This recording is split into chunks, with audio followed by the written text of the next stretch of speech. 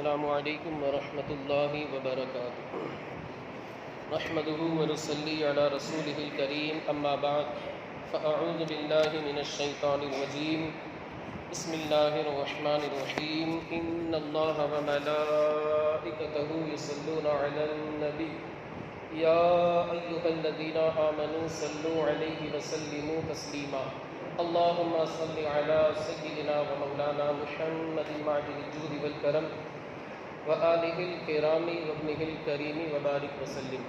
عزیزان ملت اسلامیہ، سورہ بقرہ کی آیت نمبر 7 آج انشاءاللہ اس کی تفسیر بیان کی جائے۔ اللہ تعالی ہمیں مسلسل اسی طرح خدمت انجام دیتے رہنے کی اور آپ حضرات کو اسی طرح مسلسل سنتے رہنے کی توفیق رفیق عطا فرمائے۔ اللہ رب العزت قرآن مقدس میں ارشاد فرماتا ہے، ختم اللہ علی قلوبہم وعلی سمعہم وعلی ابصارہم غشاوہ ولہم عذاب عظیم۔ امام اہل سنت نے اس آیت کریمہ کا ترجمہ یہ کیا ہے، یہ فرمایا ہے کہ اللہ نے ان کے دلوں پر اور کانوں پر مہر کر دی اور ان کی آنکھوں پر گھٹا ٹوپ ہے، یعنی پردہ پڑا ہوا، اور ان کے لیے بڑا عذاب ہے۔ یعنی کفار کے تعلق سے یہ آیت کریمہ نازل ہوئی کہ کافروں کے دلوں کے اوپر، آنکھوں کے اوپر، کانوں کے اوپر اللہ رب العزت نے مہر لگا دی۔ اب یہ لوگ حق بات نہیں سن سکتے، حق بات ان کا دل قبول نہیں کر سکتا۔ اس سے پہلے میں نے آپ کو بتایا تھا کہ اس سے ماقبل جو آیت کریمہ ہے، ان الذین کفروا سواء علیہم اانذرتہم، وہ ابو جہل وغیرہ کے بارے میں نازل ہوئی تھی کہ اے محبوب آپ انہیں ڈرائیں یا نہ ڈرائیں، یہ ایمان لانے والے نہیں۔ تو انہی کے تعلق سے وہ کفار جو بالکل کفر میں بالکل سخت ہو چکے، جن کے دلوں پر مہر لگ چکا ہے، ان کے تعلق سے اللہ رب العزت نے یہ آیت کریمہ نازل فرمائی۔ اب ایک اعتراض وارد ہو سکتا ہے کہ جب آیت کریمہ میں فرمایا گیا کہ اللہ تعالیٰ نے مہر لگائی، جب اللہ تعالیٰ نے مہر لگائی، اب بندہ تھوڑی ایمان لا سکتا، جب اللہ تعالیٰ نے مہر لگائی بندہ کچھ نہیں کر سکتا۔ تو اس کا جواب مفسرین کرام نے یہ دیا ہے کہ ایک ہوتا ہے جسمانی صحت، ایک ہوتا ہے روحانی صحت۔ مثال کے طور پر آپ کو اللہ نے ماشاءاللہ پیٹ دیا ہے اور اس میں ہاضمہ بھی ہے، آپ اگر لمٹ میں کھائیں گے ہاضمہ برابر کام کرے گا۔ لیکن ایک بندہ اگر جیسے اس کی کھانے کی جو خوراک ہے، غذا ہے، وہ 2 روٹی ہے، لیکن وہ بندہ اس کے باوجود 4 5 6 روٹی روزانہ کھاتا ہے، روزانہ تناول کرتا ہے، غذا جو ہے اس کی خوراک وہ 2 روٹی ہے، لیکن یہ بندہ بالکل روزانہ اوور لوڈنگ جسے کہا جاتا ہے، 2 کے بدلے کبھی 4 کبھی 5 کبھی بہت اچھا کھانا ہے، پنیر ٹکا یہ وہ فلاں ڈنکا، وہ تو دیکھنا ہے کیا، پھر تو سمجھ لیجیے کہ روٹی کے ختم ہونے کی نوبت آ گئی۔ یعنی انسان کی میں مثال دے کے سمجھانا چاہتا ہوں کہ اللہ تعالیٰ نے انسان کو ہر چیز کا ایک طریقہ استعمال کا طریقہ بتایا کہ جیسے انسان اگر اس کا معدہ 2 روٹی کو ہضم کر سکتا ہے، 2 روٹی کھائے گا وہ بالکل معدہ درست رہے گا، لیکن 2 روٹی کھانے کے بجائے وہ بندہ 4 5 اور روزانہ کا یہ حال ہے، نتیجہ کیا آئے گا آپ جانتے ہیں؟ ایک دن ایسا آئے گا کہ اس کا معدہ خراب ہو جائے گا، کام کرنا بند کر دے گا۔ اب جب معدہ خراب تو ساری چیزیں جو ہے وہ اس کی خراب ہو جائے گی، کیونکہ معدہ اصل ہے، کہا جاتا ہے کہ انسان کا پیٹ درست ہے تو کوئی بیماری اسے نہیں لگ سکتی، لیکن اگر جہاں پیٹ ہی خراب اس کا رہتا ہے تو پیٹ خراب ہونا یہ بیماریوں کا دروازہ کھولتا ہے۔ مفسرین کرام فرماتے ہیں کہ یہ روحانی، یہ جسمانی صحت ہے، جسمی اعتبار سے۔ روحانی صحت بھی اسی طرح ہے۔ یہ دل جو ہے، وہاں معدے کی مثال تھی، یہ دل جو ہے آپ کا فلٹر مشین ہے، آنکھ ہے، کان ہے، یہ دونوں سپلائر ہیں۔ اچھی بات بری بات یہ آنکھ دیکھتی ہے، دل تک پہنچاتی ہے، اچھی بات بری بات کان دیکھتا ہے، یہ دل تک پہنچاتا ہے۔ اب دل جو ہے یہ فلٹر مشین ہے، وہ فلٹر کرتا ہے کہ یہ اچھا ہے یا برا ہے، ان لوگوں کا کام صرف پہنچا دینا ہے، اور دل جو ہے اس کا فلٹر کا کام ہے اچھا برا فیصلہ کرنا، جو یہ دل کا کام ہے۔ اب یہ تو اس کو ٹھیک طریقے سے پہنچا رہی آنکھیں اور کان، لیکن دل ہمیشہ یہی فیصلہ کرتا ہے کہ غلط ہے غلط ہے غلط ہے۔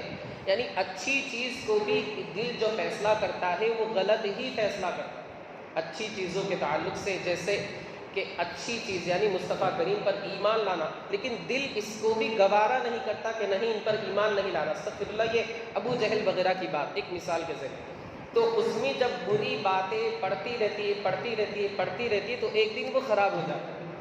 میں نے آپ کو معدے کی مثال دی کہ معدے میں جب وہ اوور لوڈ ہو جاتا ہے تو وہ خراب ہو جاتا ہے۔ اسی طرح دل کے اندر جب بری باتیں پہنچتی ہے تو ہمیشہ وہ نگیٹو سوچتا ہے، اچھی بات وہ سوچتا ہی نہیں۔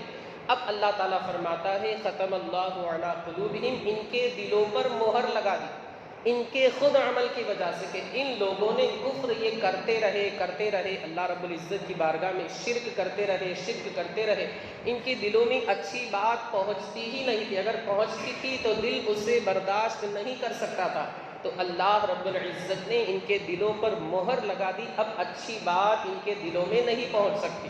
اللہ تعالیٰ نے دوسرے مقام پر فرمایا بل طبع اللہ علیہا بکفرہم، اللہ رب العزت نے ان کے کفر کی وجہ سے ان پر مہر لگائی۔ یہ نہیں کہ اللہ نے مہر لگا دی اب ایمان نہیں لا سکتے، بلکہ ان کے کفر کی وجہ سے مہر لگائی۔ دوسرے مقام پر فرمایا کلا بل ران علی قلوبہم ما کانوا یکسبون، ان کے عمل، ان کے کرتوتوں کی وجہ سے اللہ رب العزت نے ان کے دلوں کے اوپر مہر لگا دی۔ اب اچھی بات انہیں اچھی نہیں لگتی بلکہ ہر بات انہیں بری لگتی۔ اب یہ جو دل ہے اسے عربی کے اندر قلب کہا جاتا ہے، ختم اللہ علی قلوبہم، یہ قلوب جو ہے قلب واحد سنگولر، اس کا پلورل آتا ہے قلوب۔ یہ جو قلب ہے اس کا مطلب ہوتا ہے الٹا ہونا، چونکہ انسان کے بائیں طرف یہ الٹا لٹکا ہوا ایک گوشت کا لوتھڑا ہے، بہت اہم ہے، یہ پورے انسان کے جسم میں دل اور دماغ یہ اصل ہے، اگر یہ دونوں چیز نہ ہو یا خراب ہو جائے انسان کا وجود ختم ہو جاتا ہے۔ یہ الٹا لٹکا ہوا ایک لوتھڑا ہے، اس سے قلب، عربی میں قلب بولتے ہیں الٹ پلٹ کرنا، چونکہ یہ جو الٹ پلٹ ہوتا رہتا ہے، کبھی غم کبھی خوشی، تو کبھی اچھی چیز کبھی خوشی کبھی غم کبھی سکون، یہ کبھی کبھی مطلب بدلتا رہتا ہے، پلٹتا رہتا ہے، یہ ایک چیز کے اوپر جمع رہے ایسا نہیں ہوتا، کبھی اس کو اچھی چیز اچھی لگتی ہے، بری چیز بری لگتی ہے، اور کبھی بری چیز اچھی لگتی ہے، اچھی چیز بری لگتی ہے، یہ اس کا معاملہ جو ہے الٹ پلٹ ہوتا رہتا ہے۔ اب انسان اگر اس میں کیئر کرے اور اچھائی سے اس کا خیال رکھے تو انشاءاللہ اس کا دل سلامت رہے، لیکن اگر معاذ اللہ وہ گناہوں میں پڑ گیا تو اس کا دل بھی بیکار ہو کر کے رہ جاتا ہے۔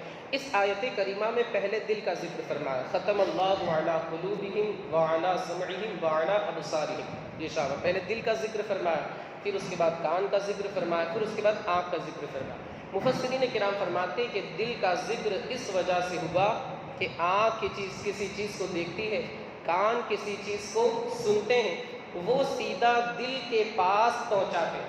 اب دل جو ہے وہ اس کا اچھا اور غلط ہونے کا فیصلہ کرتا ہے۔ لانے کا کام کس کا ہوا؟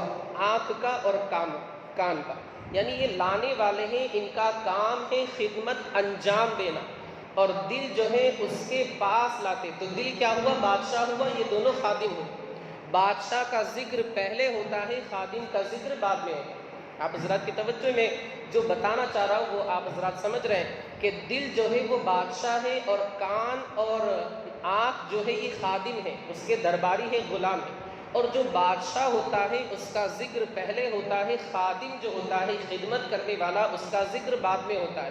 ختم اللہ علی قلوبہم وعلی سمعہم، دل کا ذکر پہلے اس لیے کیا گیا کہ یہ بادشاہ ہے، کیوں؟ کیونکہ دل فیصلہ کرنے والا ہے، اور جو باہر سے جو چیز دیکھی یا سنی گئی وہ لانے والے آنکھ اور کان ہیں، جو لانے والے ہیں ان کا ذکر بعد میں خادم ہونے کی وجہ سے، اور جو فیصلہ کرنے والا بادشاہ ہے اس کا ذکر پہلے ہے اس لیے کہ وہ بادشاہ ہے۔ اب یہ جو دل ہے یہ سیاہ ہو جاتا ہے، غافل ہو جاتا ہے، اس کی کچھ وجوہات آپ حضرات نے سنے بھی ہوں گے۔ صوفیاء کرام، مفسرین کرام فرماتے ہیں زیادہ کھانے سے انسان کا دل غافل ہو جاتا ہے۔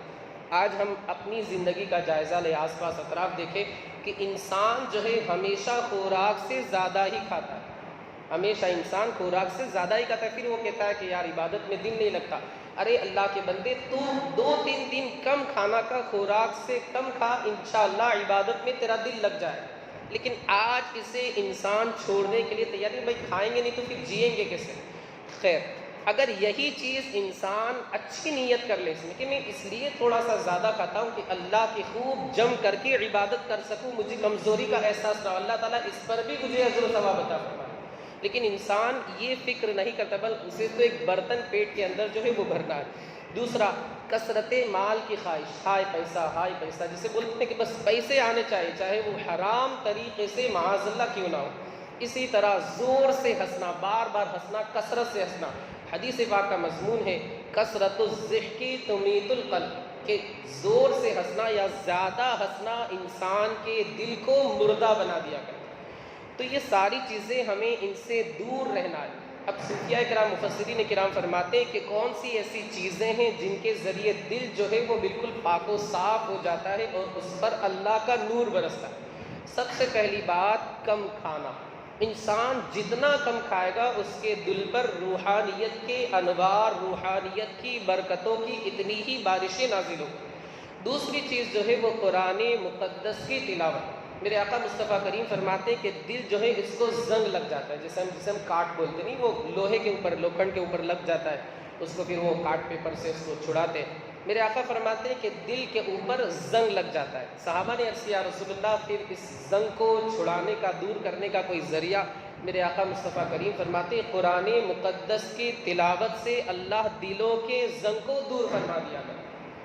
آج ہم نے موبائل کو تقریباً 24 گھنٹے میں سے 15 گھنٹے تو دے رکھے، لیکن اللہ کی کتاب، اللہ کا قرآن ایک رکوع بھی ہم ایکسٹرا نہیں پڑھتے۔ میں یقین کے ساتھ کہہ سکتا ہوں ہمارا حال ہی ہو چکا ہے کہ ہم اللہ و رسول سے بہت دور ہو چکے ہیں۔ پھر ہم کہتے ہیں کہ ہمارا دل جو ہے وہ نرم نہیں ہوتا، بالکل سخت رہتا ہے، عبادت میں دل نہیں لگتا۔ تو جو اصول ہمیں اللہ و رسول نے بتایا، ہم ان سے بہت دور ہوتے چلے گئے۔ موبائل کو ہم نے اپنا بنا لیا، بس اسی میں ہم مگن رہتے۔ اس کا ایک طریقہ جس پر میں نے خود نے بھی عمل کیا اور دوسرے لوگوں سے بھی میں نے سنا، جب بھی آپ کو کچھ پڑھنا ہو قرآن مقدس، یا آپ کو کچھ اپنا بھی کام کرنا ہو جس کی وجہ سے آپ کو لگتا ہے کہ موبائل کی وجہ سے مجھے ڈسٹرب ہوگا، کیونکہ تسلسل نہیں رہتا، ہر 5 منٹ میں انسان کے اندر سے آواز آتی ہے موبائل پہ کوئی نوٹیفیکیشن، کسی کا واٹس ایپ تو نہیں آیا، کسی نے کچھ بھیجا تو نہیں، کسی نے کچھ میسج تو نہیں کیا۔ آپ کے پاس اس کا ایک ہی علاج ہی وہی ہے کہ آپ سوئچ آف کر کے رکھیں۔ جتنی دیر آپ کو کام کرنا ہے، جیسے آپ کو کچھ پڑھنا ہے یا کوئی امپورٹنٹ کام، آپ کو کوئی اہم کام کرنا ہے، اس کو سوئچ آف کر کے رکھ دیں۔ دنیا بھر کے میسج جو بھی آتے رہے، بعد میں دیکھا جائے، میں سب سے پہلے اپنا کام کروں۔ سب سے اہم جو کام ہے وہ عبادت اللہ کی یاد۔ مسجد میں ہمارے بہت سے بھائی آتے ہیں، موبائل کو آن رکھتے ہیں، تعجب کی بات ہے، اس کو سوئچ آف کر دو یا بالکل سائلنٹ موڈ پہ کر دو، الٹا کر کے رکھ دو، سامنے رکھتے ہیں اور بالکل دیکھتے رہتے کہ کیا بھائی کسی کا کوئی میسج تو نہیں آ رہا ہے۔ یعنی ان کو ایسا لگ رہا ہے کہ کوئی OTP آنے والا ہے، تمہاری نماز قبول ہو گئی۔ ایسا محسوس ہوتا ہے کہ لوگوں کو اللہ کی یاد بنانے کے لیے تھوڑی دیر کے لیے ہمیں مسجد میں آنا ہے، اس میں بھی ہم موبائل کو بند نہیں کرتے۔ خیر، تو یہ ایک میرا مشورہ ہے کہ آپ اسے سوئچ آف کر کے رکھتے، آج انشاءاللہ عبادت میں آپ کا دل لگے، بالکل آپ اس سے جدا ہو جائیں گے، عبادت میں آپ کا دل۔ ہم مسجد میں دیکھتے ہیں ہمارے بہت سے بھائی واٹس ایپ وغیرہ چلاتے ہیں، اکثر و بیشتر دیکھا جاتا ہے واٹس ایپ وغیرہ کی چیٹنگ چالو رہتی ہے۔ بھائی تھوڑا سا وقت آپ اللہ کی رضا کے لیے مسجد میں آؤ، تھوڑی دیر کے لیے آپ موبائل کو بند کر دو، آپ کو کچھ نقصان اس کا نہیں ہو جائے گا، بلکہ آپ اللہ کی عبادت کی نیت سے اللہ کی رضا حاصل کرنے کے لیے یہاں پر آئے ہیں، اور آپ نے موبائل کو بند کر دیا تاکہ عبادت میں دل لگے، اسی نیت پر اللہ آپ کو ثواب عطا فرمائے۔ لیکن آج ہم یہ ساری چیزیں ہم نے چھوڑ دی۔ خیر، ایک بات میں نے آپ کو بتائی، قرآن مقدس کی تلاوت، اس سے بھی دل صاف ہوتا ہے۔ دوسرا، درود پاک۔ تیسرا، ذکر الہی۔ کہا جاتا ہے حدیث پاک میں کہ دل جو ہے ایک سادہ سفید تختی کی طرح ہوتا ہے۔ تختی سادہ، جسے آج کل ہم وائٹ بورڈ کہتے ہیں، سفید تختی کی طرح ہوتا ہے۔ جب انسان گناہ کرتا ہے اس پر ایک سیاہ نقطہ پڑ جاتا ہے، پھر گناہ کرتا ہے سیاہ نقطہ، یعنی اس کا جو دل ہے بالکل سیاہ اور کالا ہو جاتا ہے۔ اللہ اکبر، اللہ تعالیٰ ہماری دلوں کو صاف ستھرا بنائے۔ تو یہ جو سیاہی ہے، اس کو ختم کرنے کا ذریعہ کیا ہے؟ تو یہی ذکر الہی۔ بندہ جب ذکر الہی جتنا زیادہ کرے گا انشاءاللہ العزیز، اتنا ہی اس کا دل جو ہے وہ پاک ہوتا چلا جائے گا۔ چوتھا، موت کو کثرت سے یاد کرنا۔ انسان اگر موت کو کثرت سے یاد کرے کہ مجھے مرنا ہے، وہ انسان انشاءاللہ العزیز حرام سے بچ جائے گا، مسجد میں اعتکاف کی نیت کر کے بیٹھ جائے۔ لیکن انسان نے یہ بالکل تصور ہی ختم کر دیا، ان کے جینے سے، ان کے گھومنے پھرنے سے ایسا لگتا ہے کہ انہوں نے اس بات کو بالکل فراموش کر دیا کہ ہمیں مرنا ہے، اس بات کو بالکل وہ لوگ بھلا بیٹھے۔ تو موت کو کثرت سے یاد کرنے سے بھی انسان کا دل جو ہے وہ پاک و صاف ہو جاتا ہے۔ اور اس میں لمبا ٹائم بھی لگ سکتا ہے، لیکن اگر کوئی اللہ والے کی نگاہ پڑ جائے مصطفیٰ کریم کے صدقے میں تو انشاءاللہ یہ دل پاک ہو جاتا ہے ایک لمحے کے اندر۔ حضرت سیدنا موسیٰ کلیم اللہ علیہ نبینا وعلیہ الصلاۃ والتسلیم نے فرعون کے جادوگروں کو دیکھا، عصا وغیرہ کا معجزہ دکھایا، جادوگروں کو دیکھا، ان کا دل بدل گیا، سجدے میں جا کر کلمہ پڑھ کر مسلمان ہو، حضرت موسیٰ کے دین کو قبول کر لیا۔ یہ مصطفیٰ کریم صلی اللہ علیہ وآلہ وسلم کا اعجاز اور فیضان اگر کسی پر ہو جائے اس کا دل بھی پاک ہو جاتا ہے، اور مصطفیٰ کریم کے امتی میں سے کسی ولی اللہ کی نگاہ اگر پڑ جائے تو اس کا دل بھی کیا ہو جاتا ہے؟ پاک ہو جاتا ہے۔ امام فرماتے تو جو چاہے تو ابھی میل میرے دل کے دھلے، کہ خدا دل نہیں کرتا کبھی میلا کرے۔ تو اللہ والوں سے ہمیں جڑنا ہے، قریب رہنا ہے، ان کا ہمیں وسیلہ لینا ہے، ان کی بارگاہ میں ہمیں قربت کرنی ہے، ان کی بارگاہ سے ہمیں اپنے آپ کو قریب کرنا ہے اور ان سے محبت کرنی ہے۔ اولیاء اللہ ہمیں انبیاء تک پہنچائیں گے اور انبیاء ہمیں انشاءاللہ اللہ کی بارگاہ تک پہنچا دیں گے۔ ایک بزرگ نے آخری بات عرض کر کے اپنی گفتگو کو ختم کر دوں، ایک بزرگ نے فرمایا کہ جو بندہ مجھے دیکھ لے جنتی ہو جائے۔ ایک صاحب نے اعتراض کیا کہ آپ کیسی بات کر رہے ہیں؟ ابو جہل نے حضور صلی اللہ علیہ وآلہ وسلم کو دیکھا مگر اس کے باوجود بھی جنتی نہیں ہوا۔ تو وہ بزرگ فرمانے لگے کہ ابو جہل نے محمد بن عبداللہ کو دیکھا تھا، محمد الرسول اللہ کو نہیں دیکھا تھا۔ توجہ ہے، ابو جہل نے محمد بن عبداللہ کو دیکھا تھا، محمد الرسول اللہ کو نہیں دیکھا تھا صلی اللہ علیہ وسلم۔ میری بات آپ سمجھ گئے کہ حضور صلی اللہ علیہ وآلہ وسلم کو معاذ اللہ اس نے ایک عام بندہ سمجھا تھا، اگر وہ اللہ کا رسول سمجھ لیتا ایمان لے آتا، لیکن اس کے پاس وہ آنکھیں وہ دل تھا ہی نہیں۔ تو بات یہاں پر دل کی ہے، معاملہ یہاں پر دل کا ہے۔ اگر صرف آنکھوں سے دیکھنا ہوتا تو بہت سارے لوگوں نے حضور کو دیکھا، کفار کو دیکھا، لیکن وہ ایمان نہیں لایا۔ اگر دیکھنا ہی ہوتا وہ ایمان لے آتے۔ آپ ذرا دیکھیں یہ ان بزرگان دین، یہ جو بزرگ ہیں، ان کے فرمانے کا مقصد یہ ہے کہ معاملہ جو ہے وہ دل کا ہے۔ دل اتنا امپورٹنٹ اور اتنا اہم ہے کہ دل کی چلتی ہے، آنکھ اور کان کی نہیں چلتی۔